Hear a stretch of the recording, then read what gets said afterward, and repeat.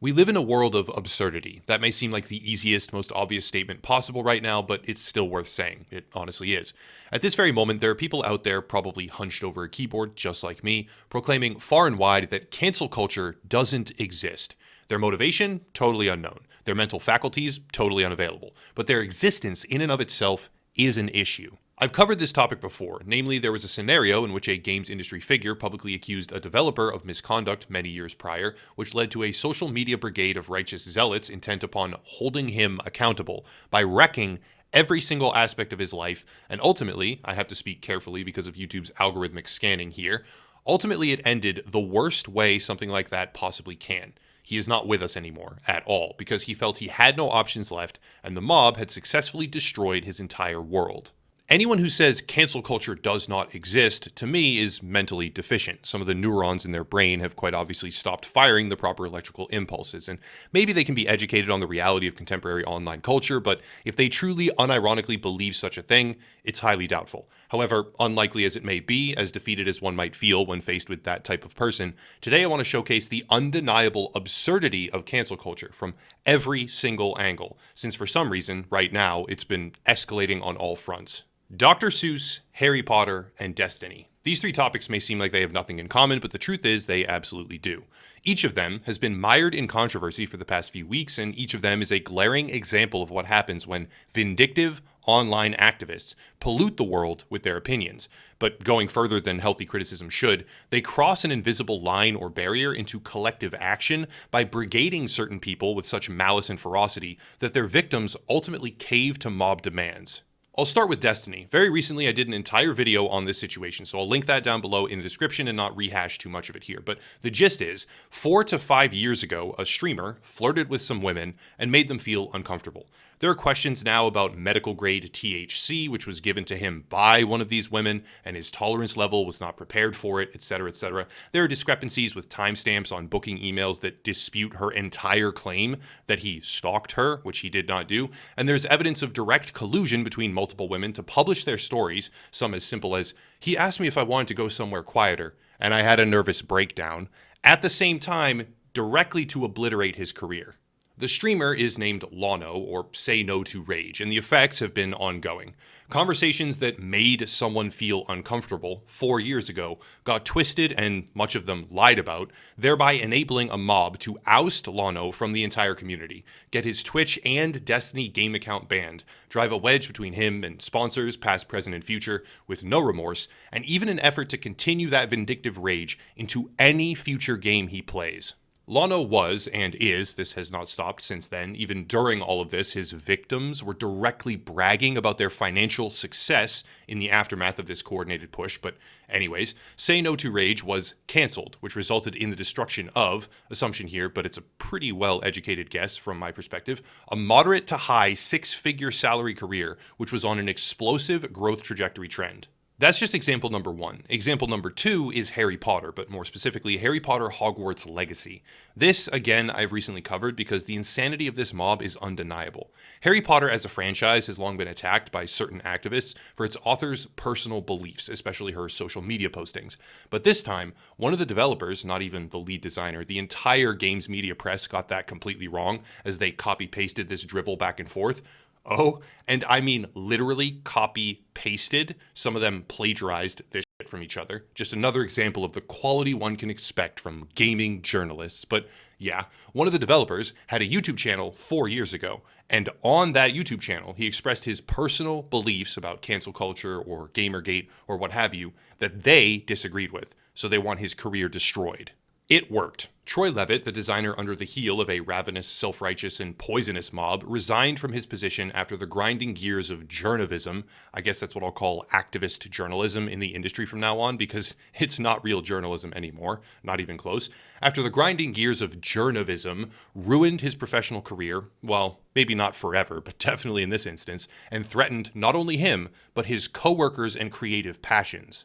Example number two, check. Time for number three. Dr. Seuss. Yes, Dr. Seuss, the famous children's book author, has been canceled, not literally, but kind of metaphorically, air quotes around that, following a movement of anger directed at his portrayal in certain frames of different ethnicities in books from almost 50 years ago.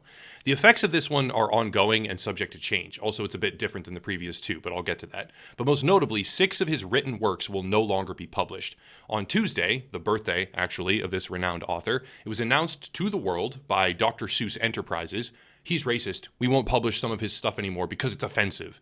Quite the birthday. Here's where it gets interesting. Knowing that these books will be discontinued, the price began to rise. Notably, secondhand auctions skyrocketed on eBay.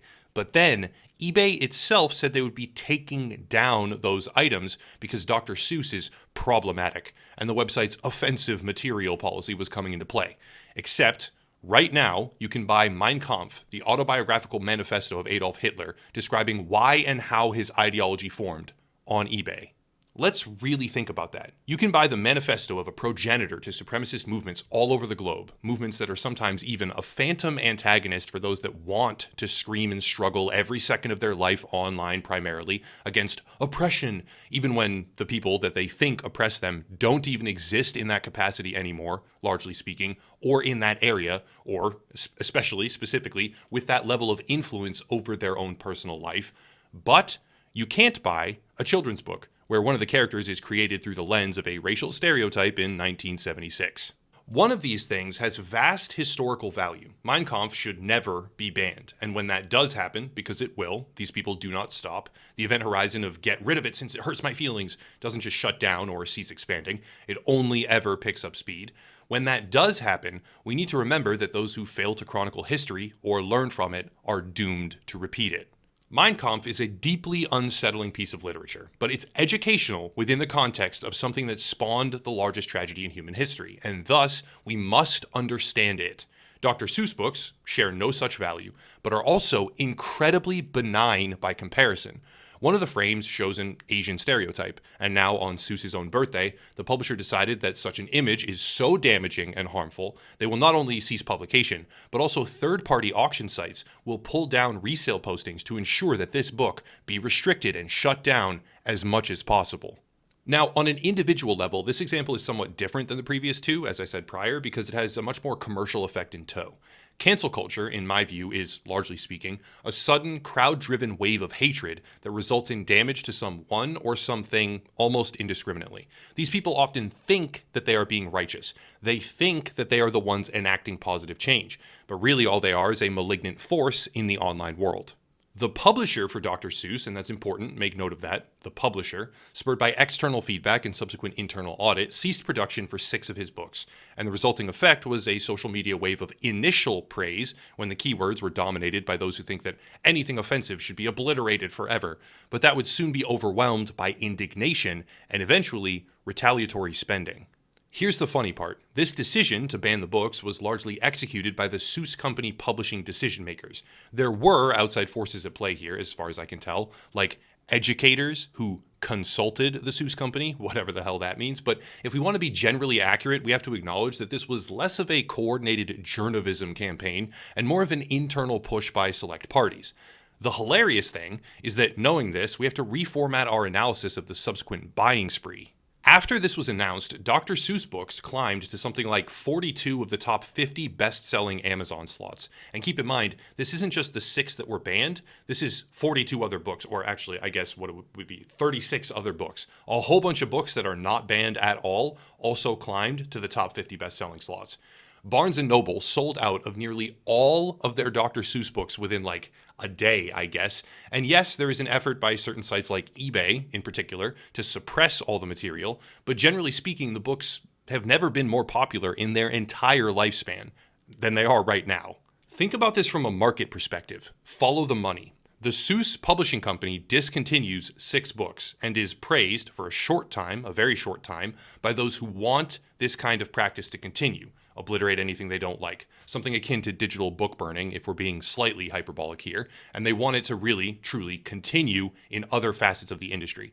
The opposition, driven by a sense of impending scarcity, I guess, and even just a simple contrarian desire, buy more Seuss books than ever before, which directly, financially, benefits the Seuss Publishing Company, the ones who actually enacted this decision, whether or not it was pushed or advocated for by cancel culture driven forces. That's kind of funny. And the point is to illustrate that cancel culture is not a one-size-fits-all phenomenon. Sometimes it's individuals coordinating to ruin someone 5 years after they said something creepy one time. Sometimes it's a media titan versus one developer who said things that they disagree with on YouTube a few years back. And other times it's retaliatory spending or praise for the initial decision when a few children's books get discontinued. But that spending directly benefits the decision makers in that process. The praise outlines a total lack of self-awareness, and the third parties who get involved, like eBay, pull down the books for offensive material, while things that are far worse in every conceivable aspect continue to sell on their platform every single day. All of it is absurd. The culture surrounding this new normal is disgusting. It's driven by impulsivity and emotional responses where downright evil actions can be glorified, they can, if they are directed at the right people. And what does that sound like? What about not learning from history? How do we feel about those words? Benign or innocuous comments are often worthy of a social death sentence, and no matter where you look, the atmosphere that develops in the void left by cancel culture idiocy, because it is a void of the mind, is infectious and ridiculous. In the end, there is no one-size-fits-all. There's just online anger and the absurdity it causes. The scrutiny being applied in this snapshot lens of what we believe today being used like a flamethrower against anything that strays away from the path of righteousness, it's unsustainable. It's completely unsustainable. If you want to annihilate everything that disagrees with our modern, well, not even our, your specific modern expectation of sensitivity, you yourself will become incompatible with society long before you have forced society itself to become compatible with you. And what we see right now is the conflict between those that don't yet understand that reality and the rest of the world. It's absurd. Don't feed into it, don't be a part of it, and don't support any of them that participate. It's the best option. That's it. If you want support, please consider signing up on Odyssey. It's a YouTube platform alternative, completely free, that is very rewarding for its creators and its viewers alike. When you watch on Odyssey, you get LBC, you participate in a crypto ecosystem. I don't know. They're doing really good work. I like Odyssey. And I'll be experimenting with timed exclusivity there. Not anything huge, just like 6 hours early or something on Odyssey, and then YouTube after for certain uploads. Like everything will still be on all platforms, but like a few hours early on Odyssey. Also locals, you can support for $5 a month and get ad-free and audio podcast versions of all the videos. That's the most direct way to support me. There's another YouTuber to check out. There's merch, social media, etc., but I'll cut it there and stop rambling. As always, thank you all for watching, and have a nice night.